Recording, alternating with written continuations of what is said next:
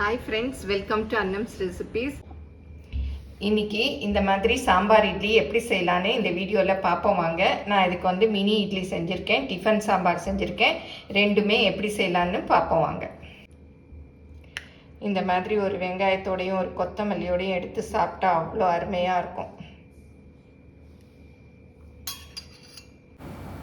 நீங்களும் சுவையாக சமைக்கணுமா? எங்கள் மசாலா பொடிகளை யூஸ் பண்ணி பாருங்கள். அதெல்லாம் வாங்கணுன்னா ஸ்க்ரீனில் வர்ற வெப்சைட்டுக்கும் வாட்ஸ்அப் நம்பருக்கும் போய் ஆர்டர் பண்ணிங்கன்னா நீங்கள் வேணுங்கிறத வாங்கிக்கலாம். இப்போ ஒரு கப் அளவுக்கு துவரம்பருப்பு எடுத்திருக்கேன். இதை வந்து நல்லா வேக வச்சுக்கலாம். நல்லா 2 தடவை கழுவிட்டு வேக வைக்கணும்.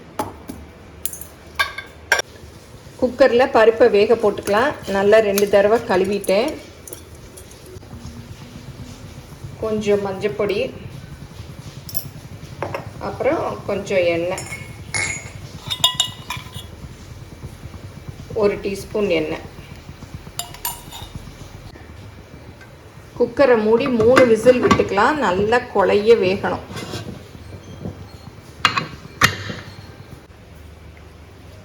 புளி வந்து ஒரு எலுமிச்சம்பழ சைஸு இந்த தண்ணியில் ஊற வச்சுக்கலாம்.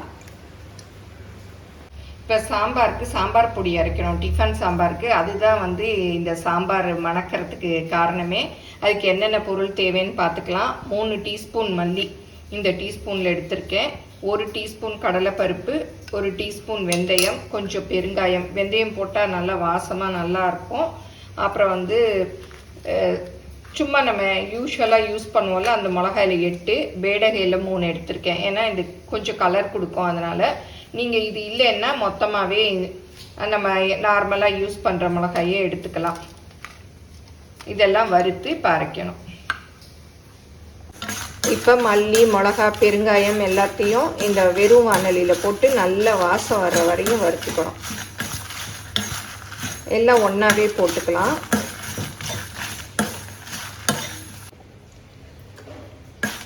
இந்த சாம்பார் பொடி நீங்கள் டைம் கிடைக்கிற நேரம் நிறைய கூட வறுத்து அரைச்சி வச்சுக்கிட்டிங்கன்னா சாம்பார் செய்யறச்சு யூஸ் பண்ணிக்கலாம்.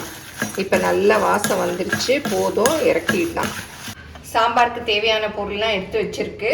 மசாலா வறுத்தோம் இல்லையா, அது பாருங்கள் ஆறிடுச்சு. இப்போ மிக்சியில் போட்டு அரைச்சிக்கலாம். இதுக்கு வந்து நான் சௌச்சோ, எந்த காய் வேணால் நீங்கள் போட்டுக்கலாம். முருங்கைக்காய் போட்டுக்கலாம், பரங்கிக்காய் போட்டுக்கலாம், உருளைக்கிழங்கு போட்டுக்கலாம். அவங்கவுங்க இஷ்டம், வேணுங்கிற காய் போட்டுக்கலாம். என்கிட்ட இப்போ சௌச்சோ இருந்தது, அது ஒன்று நறுக்கி வச்சுருக்கேன். கேரட் ஒரு சின்னதாக போட்டிருக்கேன். ஏன்னா ஹோட்டல் சாம்பார்லாம் கேரட் நான் எடுத்து சாப்பிட்ருக்கேன், அதனால் கேரட் 1. அப்புறம் வந்து பச்சை மிளகா 2 இது கீரி வச்சுருக்கேன். அப்புறம் தக்காளி, கருவேப்பிலை, சின்ன வெங்காயம் கொஞ்சம் நிறையா எடுத்துக்கங்க. 20 இது உரித்து வச்சுருக்கேன். முழுசாகவே வச்சுக்கலாம். புளி ஊற போட்டாச்சு, பருப்பு வெந்துருச்சு. இப்போ சாம்பார் வச்சுக்கலாம். இதை வந்து மிக்சியில் போட்டு அரைச்சிக்கலாம்.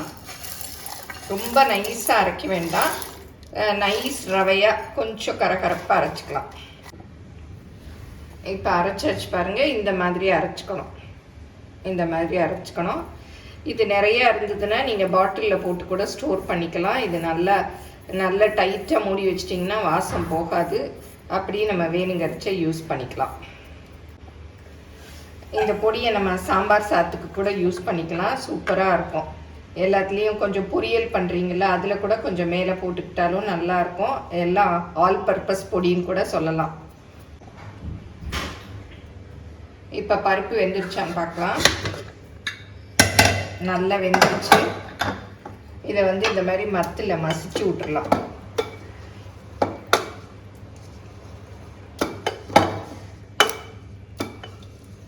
அப்போ தான் வந்து சாம்பார் சேர்ந்த மாதிரி இருக்கும். இந்த மாதிரி நம்ம செய்யறதுனால பருப்பு நல்லா மசிஞ்சிரும். அப்புறம் சாம்பார் சேர்ந்த மாதிரி இருக்கும். இல்லாட்டி துவரம்பருப்பு தனித்தனியாக கிடக்கிற மாதிரி இருக்கும். இப்போ புளியை கரைச்சி இதில் ஊற்றிக்கலாம். நல்லா கரைச்சிட்டு ஊற்றிக்கங்க. நீங்கள் புளி பேஸ்ட் வச்சுருந்தாலும் ஒரு 2 டீஸ்பூன் அளவு பார்த்து ஊற்றிக்கங்க. இதை வச்சுக்கலாம். புளி பத்தலைன்னா அப்புறம் கொஞ்சம் தண்ணி ஊற்றி கரைச்சி ஊற்றிக்கலாம். சாம்பாருக்கு தேவையான உப்பையும் போட்டுக்கலாம். இப்போ சாம்பார் தாளிச்சு விட்டுலாம்.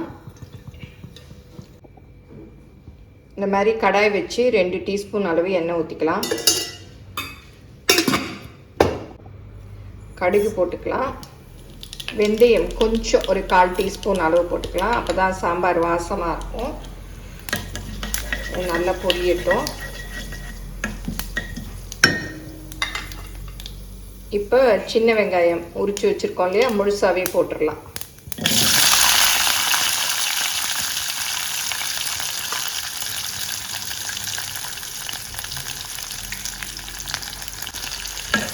நல்லா வதக்கிக்கலாம்.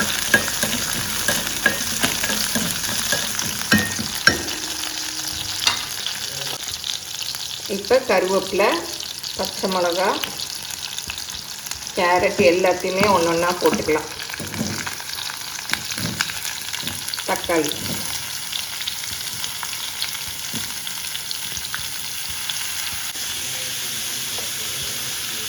எல்லா காயும் போட்டு நல்லா வதக்கிக்கலாம். கேரட், சௌச்சோ, பச்சை மிளகாய், கருவேப்பிலை எல்லாமே. இப்போ கொஞ்சம் பெருங்காயம் போட்டுக்கலாம், ஒரு 1/4 டீஸ்பூன் அளவு போதும். ரொம்ப வதக்கணும்னு தேவையில்லை. காயெல்லாம் சும்மா கூட போடலாம் காயை. இப்போ வதக்கின காயெல்லாம் இதில் கொட்டிடலாம்.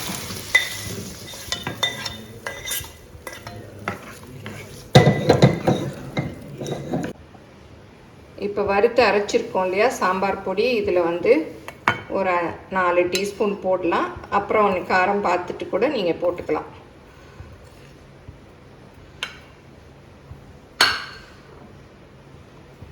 நல்லா மிக்ஸ் பண்ணி விட்டுருங்க.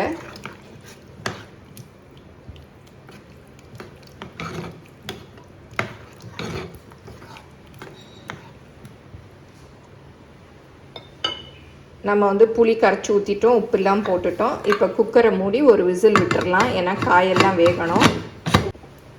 ஒரு விசில் விட்டால் போதும். மினி இட்லி தான் ஊற்ற போகிறேன்.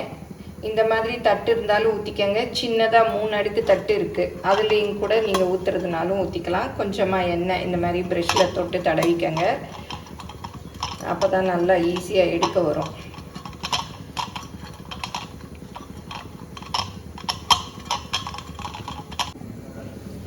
இட்லி மாவை நல்லா மிக்ஸ் பண்ணிவிட்டு இந்த மாதிரி ஸ்பூனில் எடுத்து ஊற்றிக்கங்க. பெரிய இதிலெல்லாம் ஊற்ற வராது.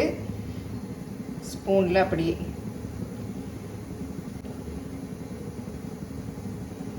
இந்த மாதிரி எல்லா குழியிலையும் ஊற்றிக்கணும்.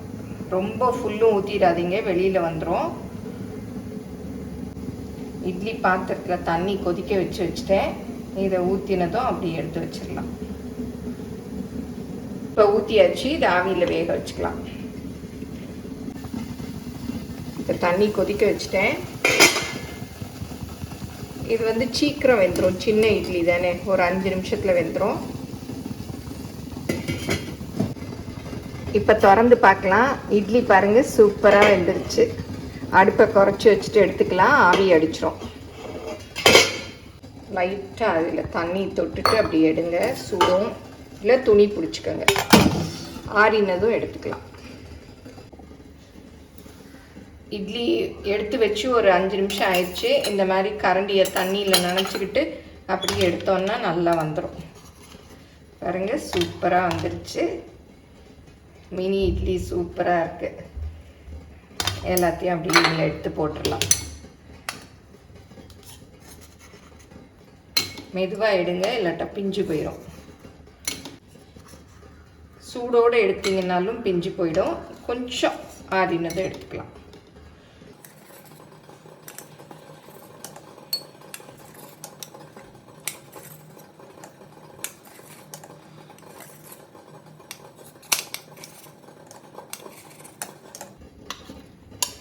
பாருங்கள், நல்லா குண்டு குண்டாக எழும்பி வந்துருக்கு பாருங்கள் இட்லி. இப்படி ஸ்பாஞ்சியாக இருக்கு. இப்போ அடுத்த பேட்ச் ஊற்றி வச்சிடலாம். இப்போவும் கொஞ்சம் லைட்டாக எண்ணெய் தடவிக்கணும், இல்லாட்டா எடுக்க வராது. ரொம்ப ஃபஸ்ட்டு மாதிரி நிறைய வேணாம், கொஞ்சம் ஊற்றி தடவிட்டா போதும். கொஞ்சமாக ஊற்றுங்க. அப்போவே பார்த்தீங்க இல்லையா, கொஞ்சம் ஊற்றினதே அப்படி நல்லா எழும்பி வந்துருச்சு. அதனால் அரை ஸ்பூன் அளவு ஊற்றினா கூட போதும். இப்போ ஸ்டீம் எல்லாம் போயிடுச்சு, திறந்து பார்க்கலாம். சாம்பார் சூப்பராக ரெடி ஆயிடுச்சு. இப்போ அடுப்பை ஆன் பண்ணிக்கலாம். ஆன் பண்ணி நல்லா மிக்ஸ் பண்ணி விட்டுட்டு உப்பு காரம் எல்லாம் போதுமான்னு பார்க்கலாம். அந்த காரம் பத்தலைன்னா நம்ம அரைச்சி வச்சுருக்கோம் இல்லையா, அந்த பொடியை இன்னும் கூட கொஞ்சம் போட்டுக்கலாம். உப்பு காரம் எல்லாம் சரியாக இருக்குது. நீங்கள் வேணும்னா கொஞ்சமாக வெல்லம் கூட போட்டுக்கலாம். இனிப்பு டேஸ்ட் வேணும்னா நல்லா கொத்தமல்லி தூவி இறக்க வேண்டியதான். 4 ஸ்பூன் அந்த சாம்பார் பொடி போட்டேன். அதுவே சூப்பராக நல்லா கரெக்டாக இருக்குது எல்லாமே. ஒரு கொதி வந்ததும் அடுப்புலேருந்து இறக்கிடலாம். நல்லா கொத்தமல்லி நிறைய போடுங்க. இந்த மாதிரி தண்டு இருக்கும் இல்லையா, அதெல்லாம் கூட போட்டிங்கன்னா நல்ல வாசமாக இருக்கும். இப்போ நல்ல கொதி வந்துருச்சு. டிஃபன் சாம்பார் ரெடி ஆயிடுச்சு. இப்போ மினி இட்லியும் ரெடி ஆயிடுச்சு. சுட சுட டிஃபன் சாம்பாரும் ரெடி ஆயிடுச்சு. வாங்க இப்போ இதை சர்வ் பண்ணலாம். இந்த பிளேட்டில் வந்து ஒரு 10 இட்லி வச்சுக்கலாம்.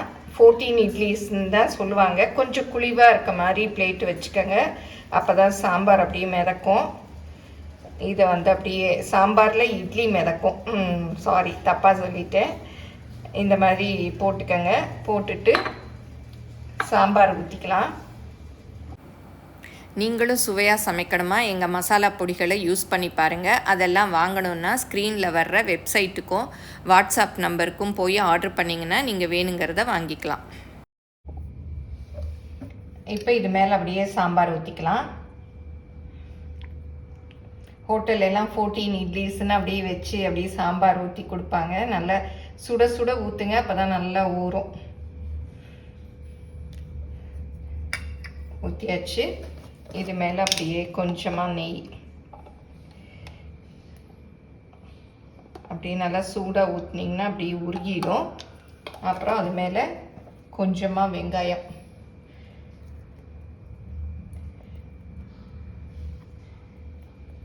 அப்புறம் கொஞ்சம் கொத்தமல்லி.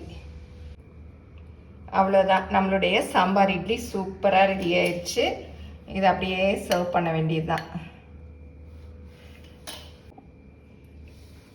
பாருங்கள், யம்மியாக சாம்பார் இட்லி ரெடி ஆயிடுச்சு. சூப்பராக இருக்கும். கொஞ்சம் நேரம் ஊற வச்சுட்டு ஒரு ஃபோர்க்கை போட்டு சாப்பிட்டோம்னா அவ்வளோ அமக்கலமாக இருக்கும். வீட்லேயே நம்ம இந்த மாதிரி சாம்பார் இட்லிலாம் செய்யலாம். எல்லோரும் செஞ்சு பாருங்கள். எப்படி வந்ததுன்னு உங்கள் கமெண்ட்ஸை சொல்லுங்கள். பிடிச்சிருந்தால் லைக் பண்ணுங்கள். எங்கள் சேனலை மறக்காமல் சப்ஸ்கிரைப் பண்ணுங்கள். ஃபேஸ்புக், இன்ஸ்டாகிராமில் அன்னம்ஸ் ரெசிபீஸை ஃபாலோ பண்ணுங்கள். தேங்க்யூ. இந்த மாதிரி எடுத்து அப்படியே சாப்பிட்டோம்னா அவ்வளோ நல்லா இருக்கும். நல்லா அப்படியே ஊற விட்டுக்கங்க. அப்படி நல்லா எல்லா இடமும் படுற மாதிரி நல்ல குழிவான தட்டாக எடுத்து வச்சுக்கிட்டிங்கன்னா அதில் ஊறுறதுக்கு நல்லாயிருக்கும். ஹோட்டல்லாம் பாருங்கள், நல்லா குழிவான தட்டில் வச்சு தருவாங்க. இந்த மாதிரி எடுத்து வெங்காயத்தோடையும் கொத்தமல்லியோடையும் எடுத்து சாப்பிட்டோம்னா அவ்வளோ சூப்பராக இருக்கும்.